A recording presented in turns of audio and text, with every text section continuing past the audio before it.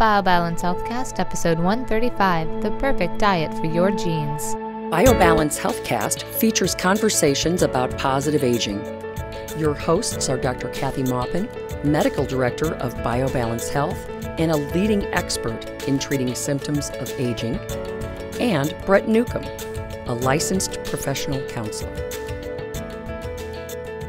Today we have a really important discussion about the perfect diet and the perfect diet for your genes, how we're hardwired to eat a certain way. What is the perfect plan? Because out there's all these other plans that honestly aren't good for all of us. We should be able to know what our perfect plan is by our genes and know how to eat. This company, Pathway Genomics, allows us to send them a emblem on the box. Yep, a spit sample basically, and they look at the chromosomes that come from your cheek cells, and they can tell you all of the diseases that run in your family, the behaviors that are hardwired, if exercise, which exercise is best for you, how to optimize that. Well, but I mean, they identify the genetic markers that give you information. Like one of the things when I did it that I found really interesting is that I'm genetically programmed to have a sugar sensitivity, but not to have an insulin issue. Right. And what I've learned is that if behaviorally I learn to restrict or control, refine my sugar consumption, then I shouldn't ever really have to deal with diabetes as an issue.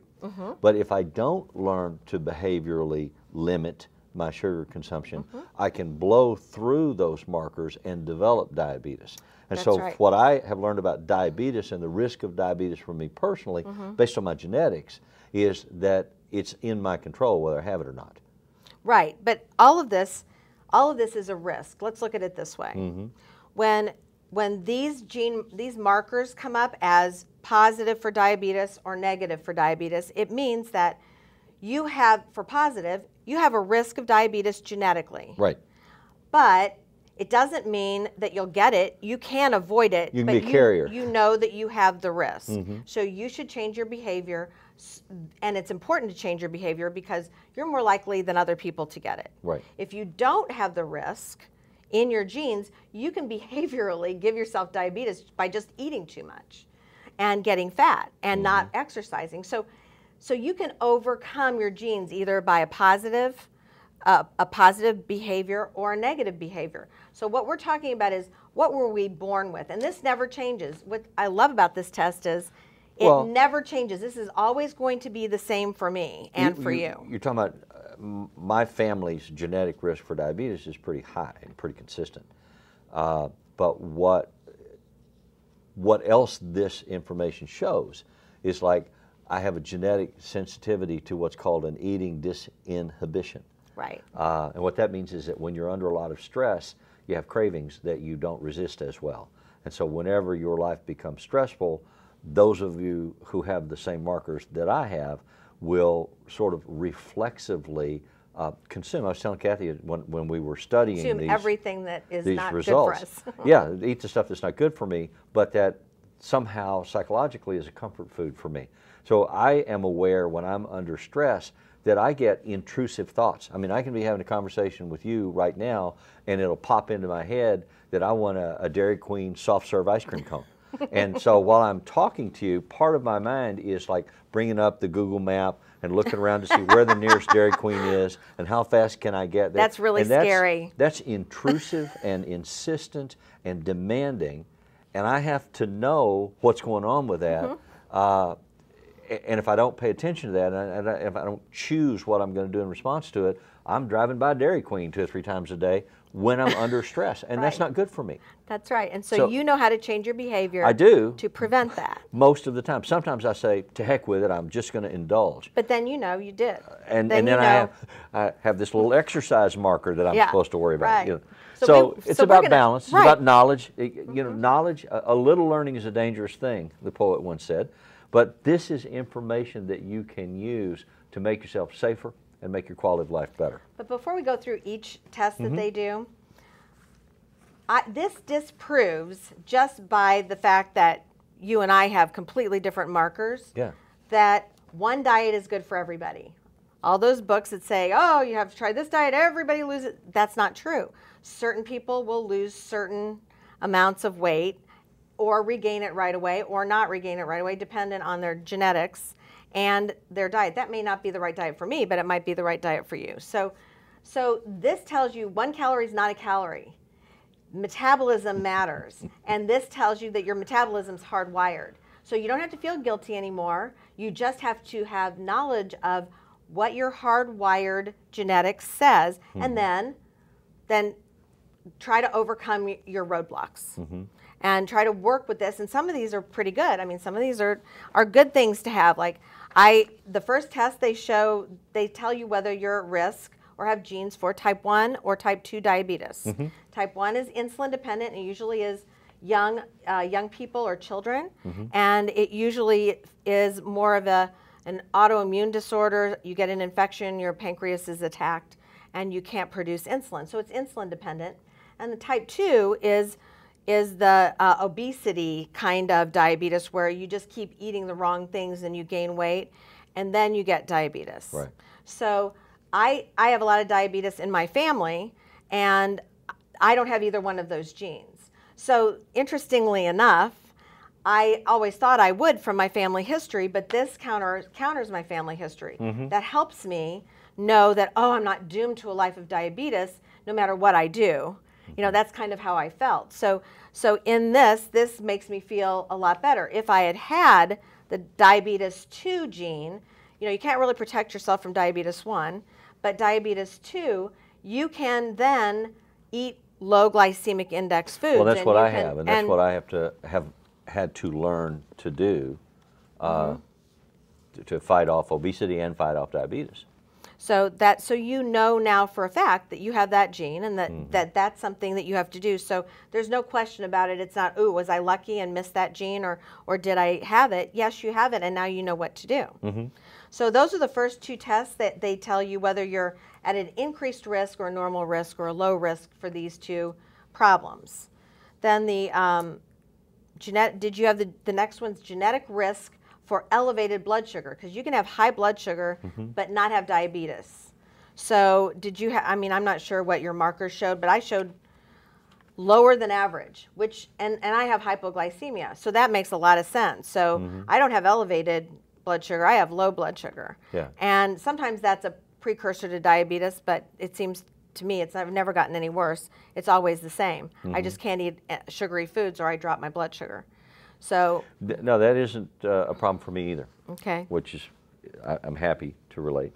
So if you were somebody who had high blood sugar, whether or not you had diabetes in your genes, then that would be something where you should avoid alcohol. You don't have to be a teetotaler, but you have to avoid alcohol and really monitor your anything consumption with simple sugars and breads, pastas, things well, like that. And part of what you learn about this, I mean, the provision of the information gives you the opportunity to make choices and to develop self-discipline that's healthy, selfish, which seems like a contradiction in terms, but it really is not psychologically. Healthy selfishness says, I want to live the best quality of life that I can, and so I have to discipline myself to deny indulgences that are damaging or hurtful to me.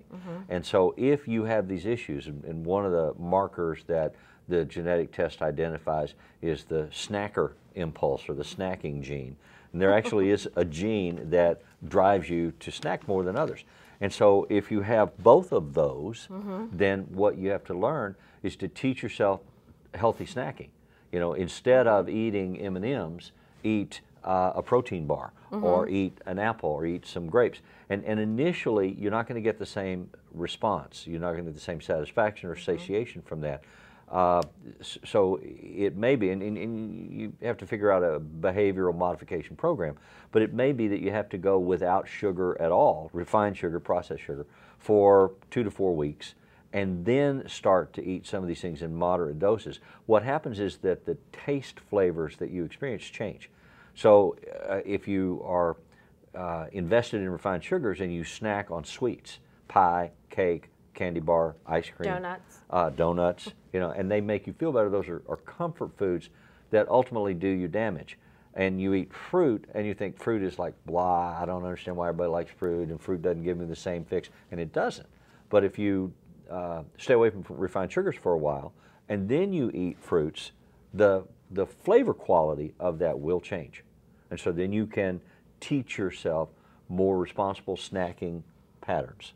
I mean, food is supposed to be for energy. It's not like it's supposed, I mean, it's enjoyment, but it's also Pleasure, energy. but not indulgence. But it's not supposed to be our primary reason to live. It's supposed to be helping us live. So let's talk about the nutrients they talked about. There's some genetic barriers to good nutrition that have to do with how we process our vitamins. So one is folic acid.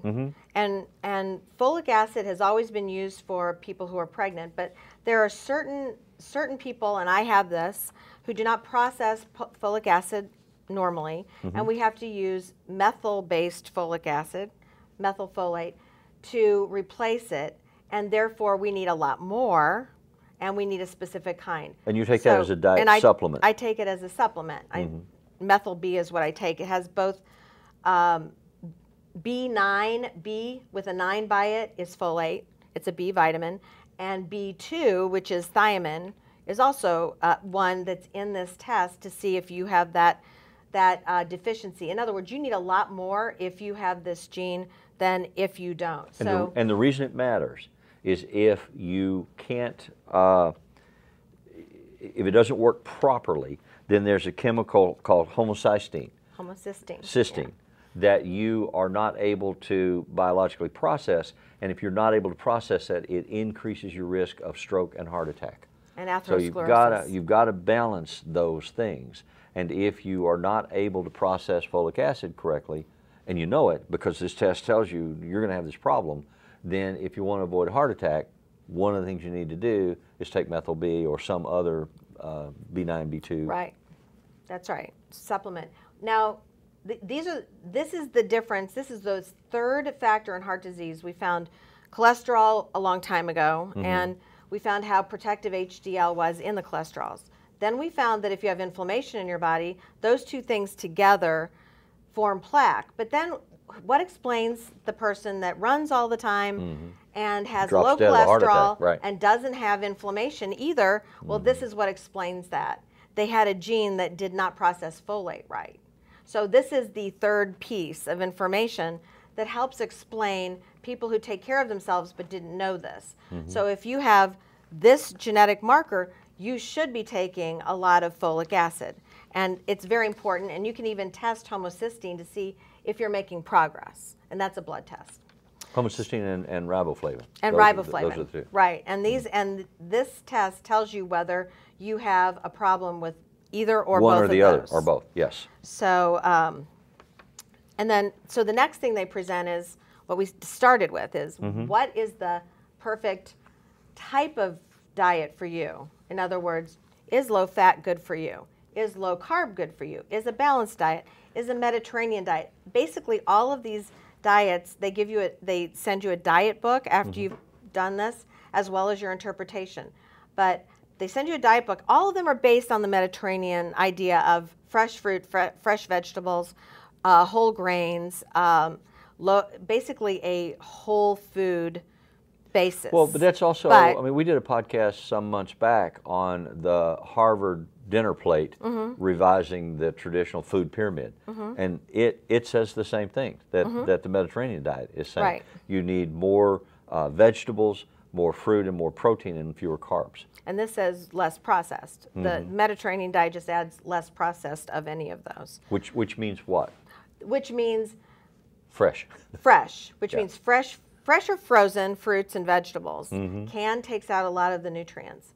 And even though I still eat they use preservatives. Whenever they can it or they pre-process it, a packaged meal that you can just take that someone else's, bird's eye is cooked and frozen for you, is going to have a lot of stuff in there to make it have a shelf life. That shelf life on the shelf also means your body's not going to digest it. You're not going to get it as like much a Twinkie? Nutrition. Yeah, and frozen is better because frozen doesn't require all of the preservatives. Right. So they send you a diet and give it and divide it by different caloric ranges. So if you know that you need 1,200 calories, then there's a 1,200 calorie diet for And you. how do they determine that? Is that height and body mass index, or is that a weight range? Or, I mean, for me, it recommended a 2,000 calorie a day diet. Right, For and my- that's, you put your height and weight in into there's a questionnaire that you give them. Okay. So they calculate. Is that where it can say, but I have calories. big bones? Yeah. Yeah. Yeah, no, they don't ask that. They just ask your height and weight. And so they give you from that what you should have in terms of calories. Now, if you want to lose weight, then you need to have less than 2,000 calories. Right. So if you want to gain weight, then you have to have more. Does that make sense? Yeah. So that's to stay the same pretty much. At that. And so then they will give you a diet program with suggested meals and foods and ideas about healthy eating for each calorie range. So Right. like 1,500, 2,000, whichever one I want to try to use. So if I want to lose weight, I should drop down to the 1,500 calories. Right, yeah. Okay. And you should suggested snacks that are good for your genetic type. Yeah. So I thought this was really made sense to me because it explains all those people who can't lose weight on a high protein, low carb diet.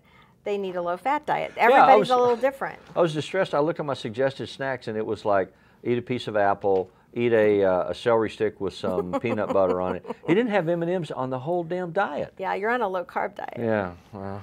Mine didn't have M&Ms, and I'm on a balanced diet. They found a balanced diet was best for me, you know. So that's one of the things that you find out. But sometimes if you have other factors in here, okay, other problems like a sugar craving, then that would, even though I'm on a balanced diet, I would watch out for sugars because I don't want to eat more and then I'll crave more and eat more and crave more. So that's an issue. So let's go to the behavioral ones. I love Okay, these. all right. The first behavioral gene is the snacking gene, and you talked about that. Yes.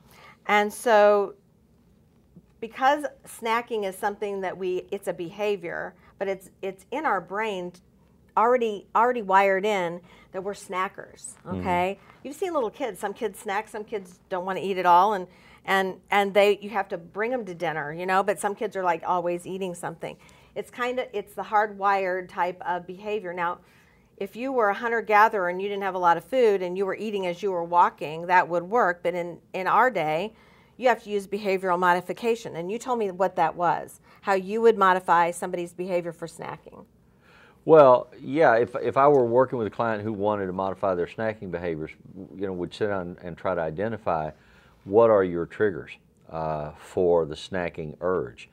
Is it stress? Is it habit? Is it a certain time of day? You know, if you get in the habit of, if you've got a 20-minute drive home and you stop and get a big gulp and a candy bar every afternoon to comfort you on the drive home, well, but there are Please you don't do that. but you don't have a 20-minute drive home either. No, I don't. So people do that, and they become habituated to it. And then if their habit changes or their schedule or routine changes, you know, if every afternoon at 4:15 I'm used to a big gulp and a candy bar, then I'm doing something else at 4:15. I'm still going to be craving a big gulp and a candy bar, and that craving becomes a trigger that then drives me to satisfy the urge. So how do you stop the triggers?